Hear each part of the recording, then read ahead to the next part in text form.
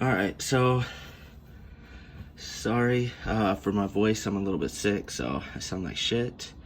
I got new brake line clips, nice and white. You can check out old ones are disgusting. They're kind of a bitch to get off. So let's see. So how they sit is the clamp folds down, and they hold all these in. Hold all these brake lines in. On the back, there's a little like hump that fits into these holes into the firewall. What I did was pop down the front, and then I just kind of slid them over to where over here where there's more room for me to get them on and off.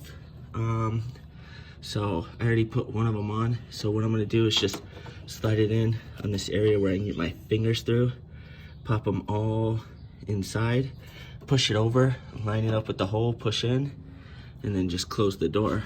I haven't seen anybody do these yet, but you know, it just makes the car look better.